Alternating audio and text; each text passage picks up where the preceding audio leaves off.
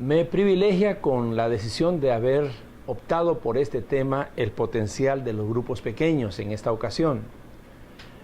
Mi propia experiencia por muchos años en el trabajo con grupos pequeños me permiten de alguna manera compartir lo que otros compañeros, compañeras de ministerio pueden también y quizás con mucho más recurso y conocimiento exponer.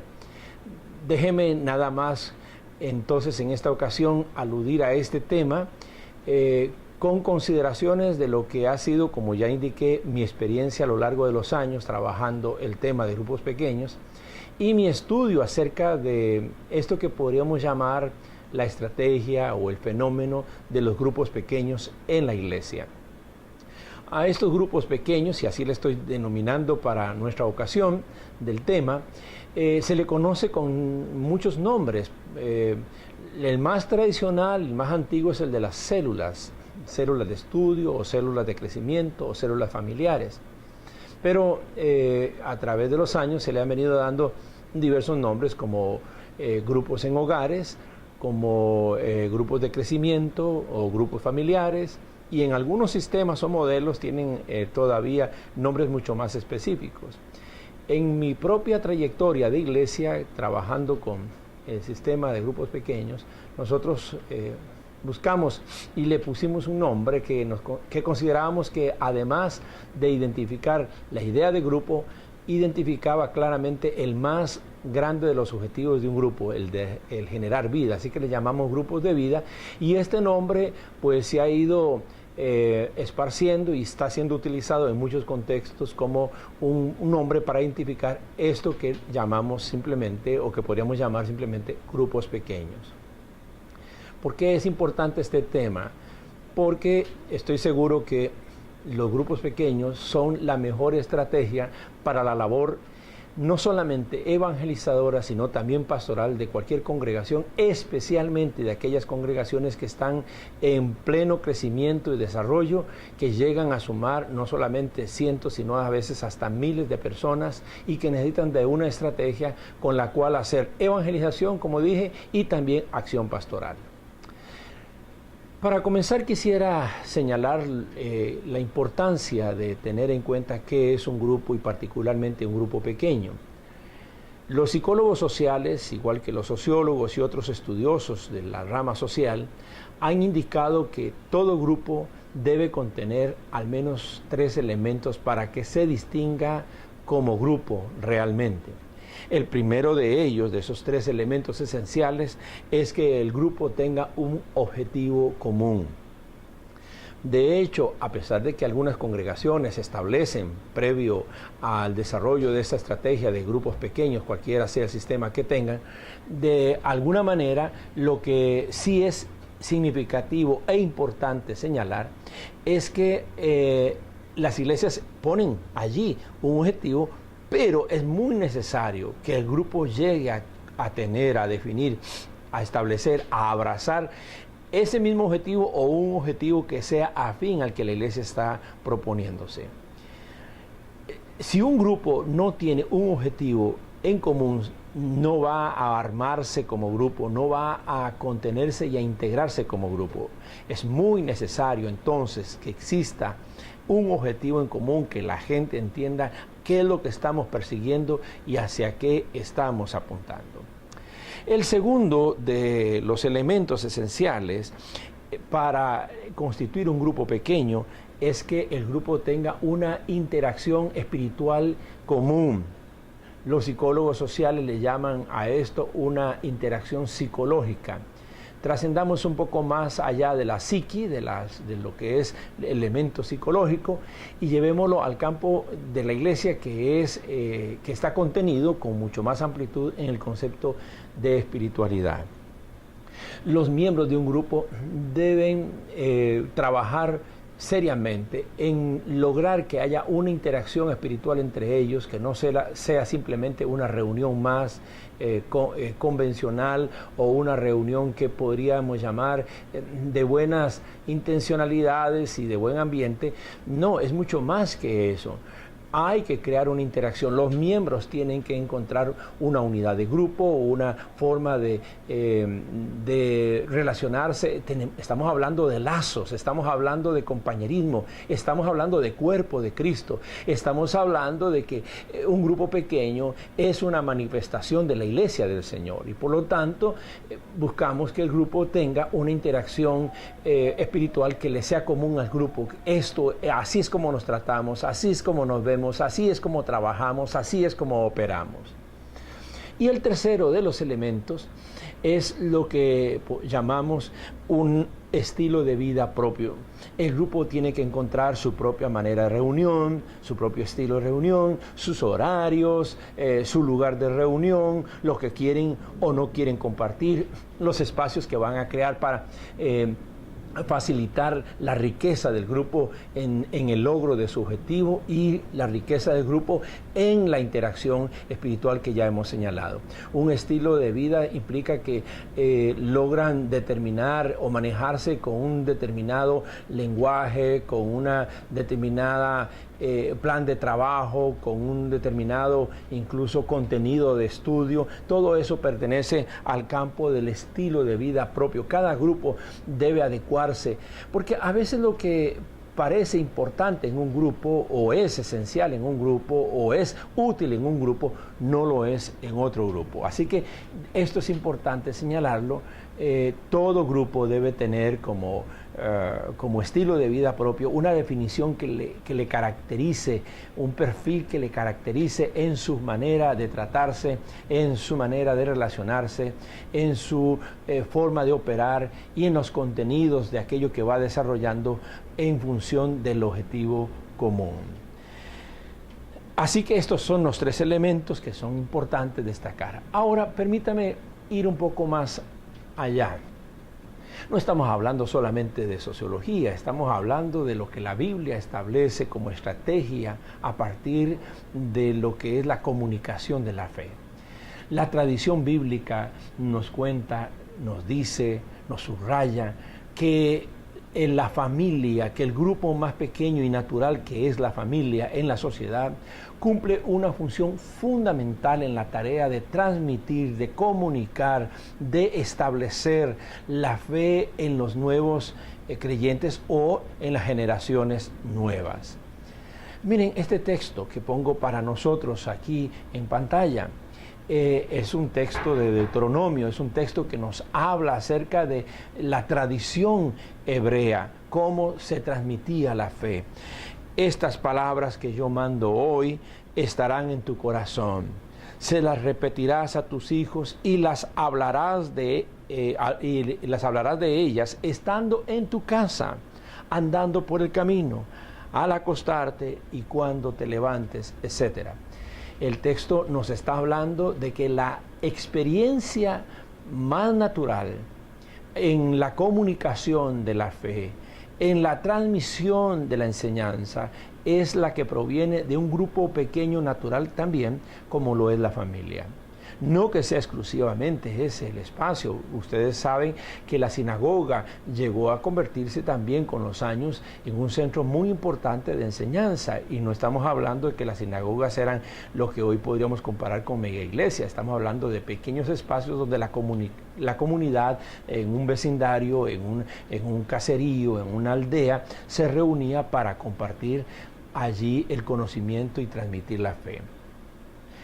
Pues bien, desde el Antiguo Testamento, la transmisión, como ya he señalado, de la Escritura, del conocimiento acerca de Dios, de la historia de la salvación y por lo tanto la inspiración y la motivación hacia la fe, fue en todo tiempo un capítulo que le perteneció al espacio especialmente familiar y que desde allí pues hay toda una vertiente para reconocer que del Antiguo hasta el Nuevo Testamento la familia fue fundamental para este objetivo de compartir y de establecer la fe en cada persona, en cada nuevo miembro de la sociedad.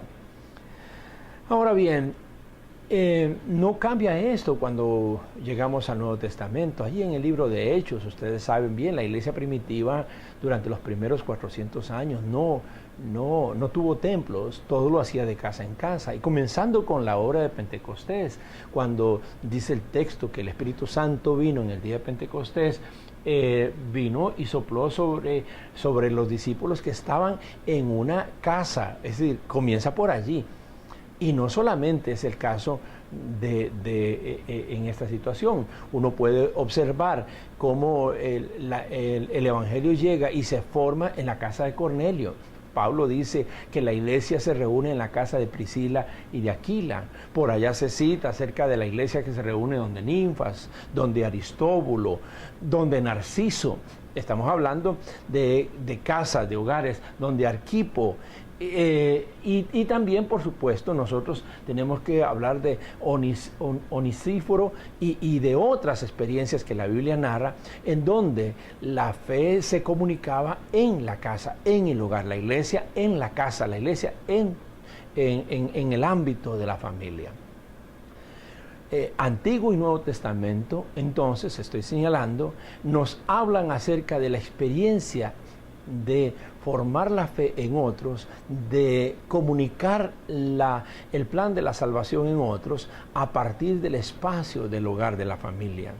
No estamos hablando entonces de algo que se inventó recientemente, cuando hablamos de grupos pequeños en hogares, o cuando hablamos de células, o cuando hablamos de grupos de vida. No, estamos hablando de algo que ya viene de la tradición bíblica.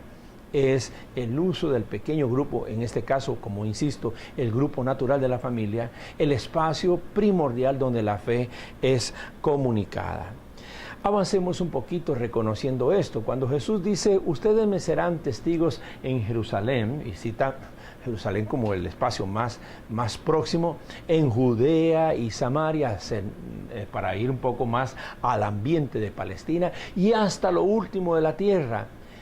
La pregunta era, ¿cuál fue la estrategia? O sigue siendo, ¿cuál fue la estrategia que se usó para esto? Indudablemente el contacto personal y el contacto a través de la familia. La primera vez que el Evangelio llegó a Europa, allá en Macedonia, fue con Pablo, ahí en el capítulo 16 del libro de Hechos. Recuerdan ustedes a Lidia. Pues Lidia llevó a Pablo y a Silas a su casa, y la primera experiencia fue en el hogar de esta mujer. Luego ahí viene lo del carcelero de Filipo, que también es otra familia entregándose al Señor y constituyendo iglesia en su propia casa. Y de allí, por supuesto, en adelante, así nos vino el Evangelio a través de Europa, nos vino a América, con estos conceptos de el espacio pequeño, del grupo pequeño, de la función que cumple un pequeño grupo en la transmisión de la fe. La evangelización, a partir de estos conceptos que estoy señalando, fundamentalmente de la palabra de Jesús, la evangelización es la razón de ser de la iglesia. Estamos puestos aquí para ser los testigos de Jesús, de la resurrección de Jesús, del mensaje de Jesús. Hemos sido llamados a ir a las naciones y evangelizar y hacer discípulos. Y no existe una sola forma de hacerlo. Hay muy diversas formas de evangelizar. Hay diversos caminos o vías de evangelización. Todos recordamos que tal vez la más tradicional de ellas fue siempre la campaña evangelística. No obstante, hay que indicar lo siguiente. Hace unos años atrás, estoy hablando de un poco más de 15 años, recuerdo haber visto un estudio realizado entre iglesias sobre la pregunta, ¿cuál fue el medio que usted experimentó, o por el medio del cual cuál fue la experiencia, el espacio por medio del cual usted vino a los pies de Jesús o tuvo su conversión? Y una parte de la gente decía, alrededor de un 5% de la gente entrevistada, que había conocido a Cristo a través de una campaña evangelística. Un porcentaje similar dijo que lo había conocido aceptando una invitación para ir a una congregación, una iglesia local, y que allí escuchó el mensaje y entregó su vida a Jesús. Otro porcentaje también similar, de un 5%, dijo que había tenido la experiencia de ser evangelizado cuando se le invitó a algún campamento o algún retiro espiritual. Y así se va en pequeñas variables de 3, 4%, 1%. Pero fue muy importante el hecho de que el más del 50%, un poquito más del 50% de la gente que había entregado su vida a Jesús, que había sido evangelizada, señaló que el medio que Dios usó para ello fue el contacto personal con un primo, con un pariente, con un amigo, con un compañero, con un pequeño grupo en una casa o con un pequeño círculo de amigos, que ese contacto facilitó, quizás porque el contacto más personal que posibilita un grupo pequeño es justamente lo que mucha gente necesita para perder esa resistencia que tiene a pasar el umbral de un templo, o ese temor o esa inhibición que tiene. Así que ese estudio me permitió verificar algo que sigo subrayando. Nada es más eficaz para la evangelización que aquellas experiencias, aquellos medios en donde la persona que está siendo evangelizada se siente en un ambiente familiar directo, en donde puede expresarse con mucho más facilidad, donde sus necesidades y sus interrogantes pueden ser atendidas de manera mucho más apropiada. Y eso lo hace fundamentalmente un grupo pequeño. Así que estamos hablando de que un porcentaje importante, 50% de la gente, siente que puede, que la evangelización le llega mucho mejor cuando es a través del contacto personal que lo facilita un grupo pequeño.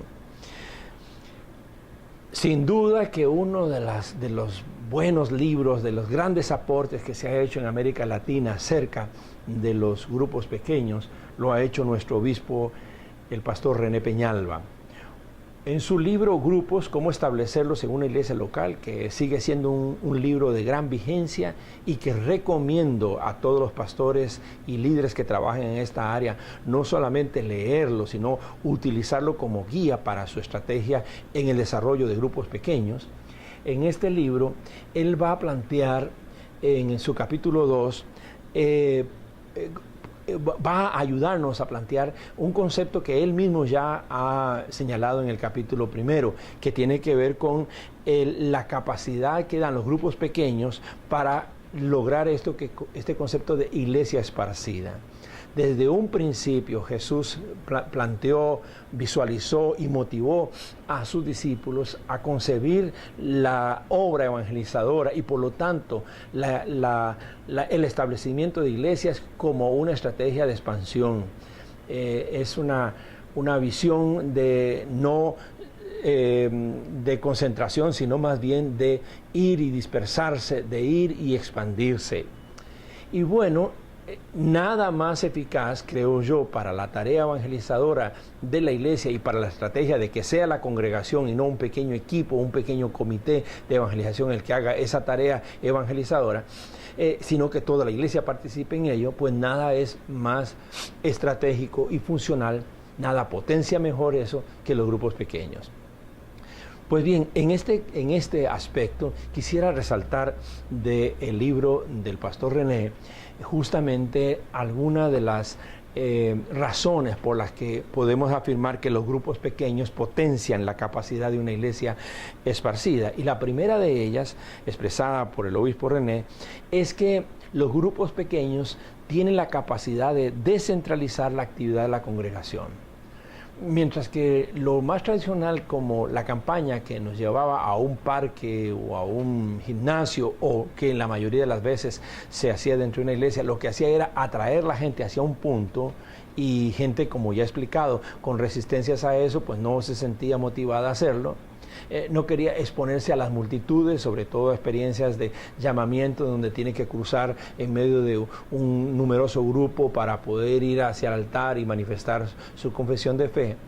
Pues más bien, los grupos pequeños lo que hacen es descentralizar la actividad de la congregación, llevando la evangelización y también la tarea pastoral y el acompañamiento a las comunidades, a los barrios, a los sitios donde las familias viven. La iglesia se descentraliza a través del pequeño. Es mejor, para decirlo así, en lugar de una gran antorcha ardiendo en un solo punto, un montón de velitas ardiendo en un más amplio contexto geográfico y en una más amplia gama de posibilidades en barrios, como he dicho, en ciudadelas, en pequeños caseríos, allí donde se nos da la oportunidad de que una familia esté y pueda testificar de Jesús. La segunda razón importante que potencian, que los grupos pequeños potencian la capacidad de la iglesia esparcida, es que los grupos pequeños posibilitan una mayor participación de la gente. Indudablemente, al tener un grupo mucho más pequeño, las personas se sienten menos inhibidas, menos tímidas para hablar, para participar, para leer la escritura. A algunas personas les da pena hacerlo en un grupo muy grande, para hacer preguntas, para compartir un testimonio, para exponer su vida. Posibilita mayor participación. En tercer lugar, los grupos pequeños potencian la capacidad de la iglesia porque permiten el desarrollo de dones, talentos y del liderazgo de la iglesia.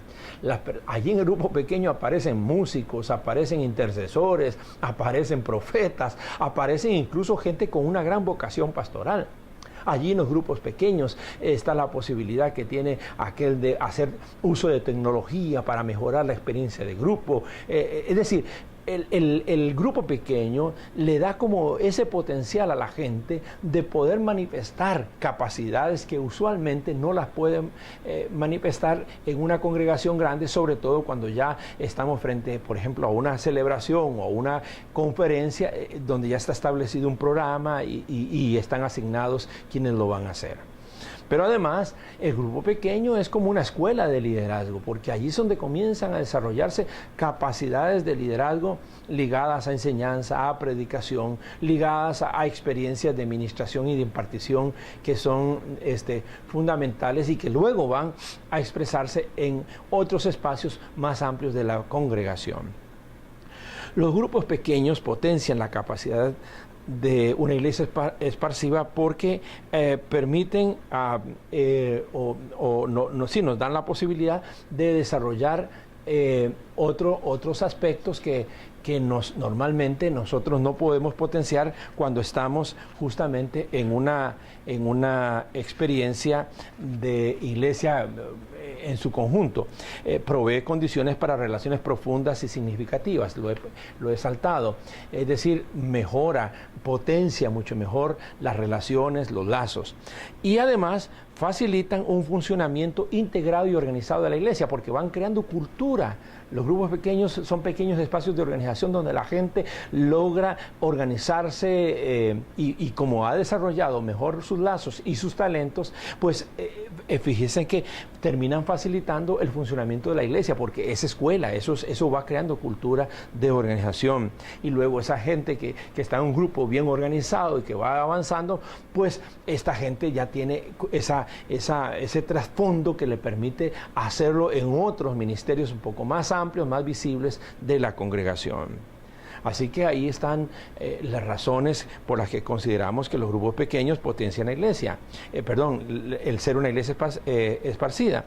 Y además permiten que la responsabilidad pastoral sea compartida. Normalmente esa tarea queda en uno o pocos individuos, pero un buen facilitador, un buen guía, un buen líder de grupo puede hacer perfectamente una labor pastoral extraordinaria sin desconocer, y más bien debe ser todo lo contrario, el ministerio pastoral de más cobertura que está en la congregación. Porque hay que decir que se corre un riesgo cuando se desarrolla una labor pastoral en un pequeño grupo de que algunas personas, como ha sucedido, pues consideren que como tienen esa vocación pueden hacer casa aparte. Y no es el objetivo, no es para eso. Más bien el hecho de que puedan encontrar que tienen vocación para la labor pastoral debiera ser una forma y una alegría también de que los pastores capten nuevos líderes pastorales que puedan incorporar al cuerpo de pastores de una congregación. Además, los grupos pequeños potencian la capacidad de una iglesia esparciva porque posibilitan un evangelismo mucho más permanente. no es aquella actividad ocasional que de una campaña evangelística, de una conferencia evangelizadora, sino que estamos hablando de una tarea que se hace más regularmente, porque normalmente los grupos trabajan con horarios, con programaciones semanales. Indiquemos algunos aspectos importantes. Miren, ciertamente los grupos pequeños deben trabajar regularmente a través de hogares, y llamamos grupos en hogares. El hogar es el lugar más natural, es el grupo más natural, ya está establecido, está allí.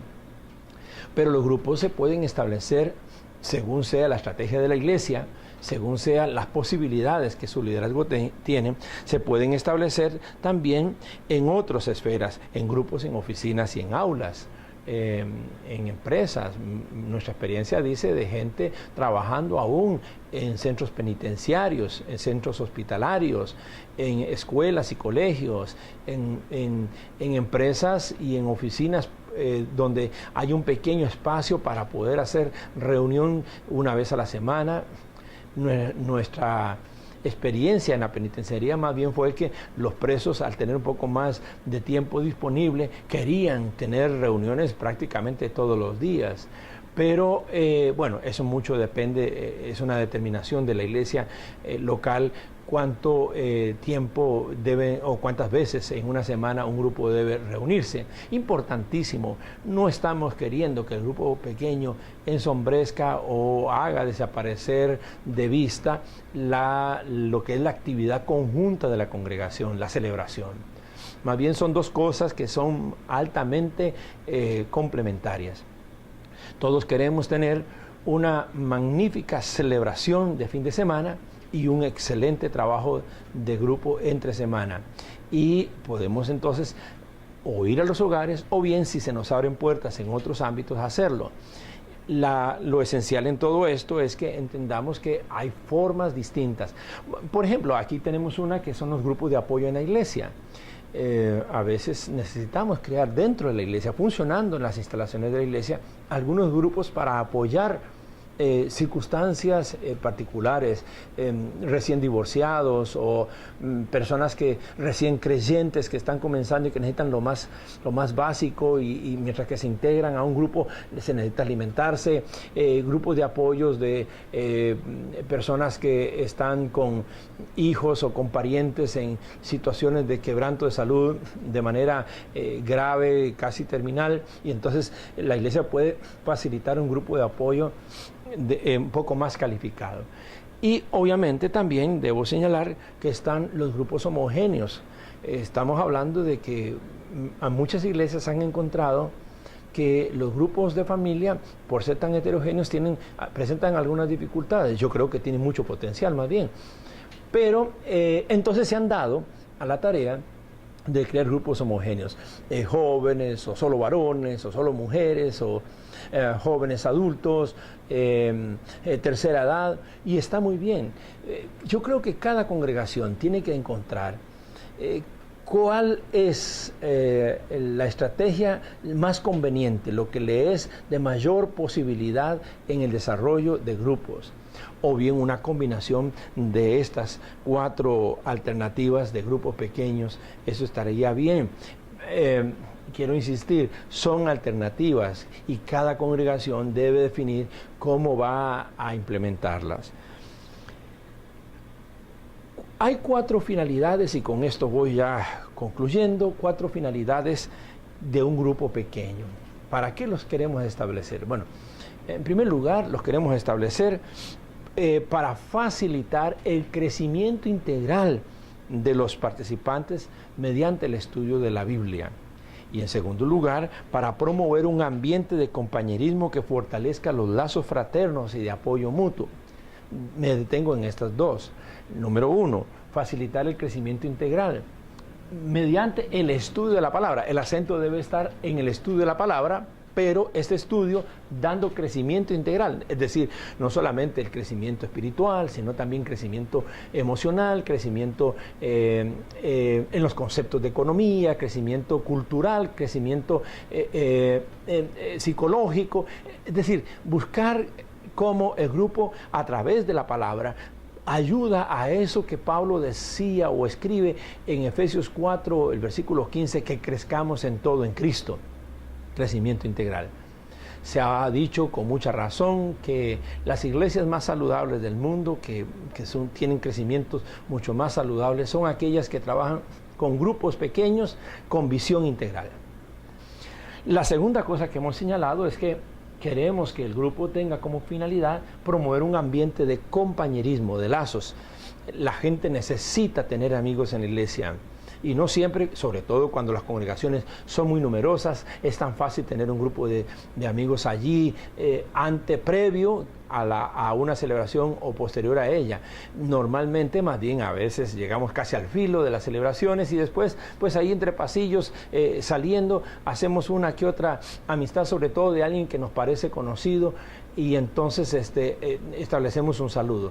Pero el grupo pequeño va mucho más allá, crea lazos, fortalece esos lazos. La gente necesita en una iglesia sentir que pertenece a ella, que hay alguien que pregunta o que ella puede preguntar por, es decir, que hay un vínculo, eso es fundamental. Así que primer objetivo, primera finalidad de un grupo es concentrado en el estudio de la palabra para dar crecimiento integral, y segundo, pues fortalecer lazos fraternos y de apoyo mutuo a partir de un buen ambiente de compañerismo, que eso es lo que genera o debe generar un grupo pequeño.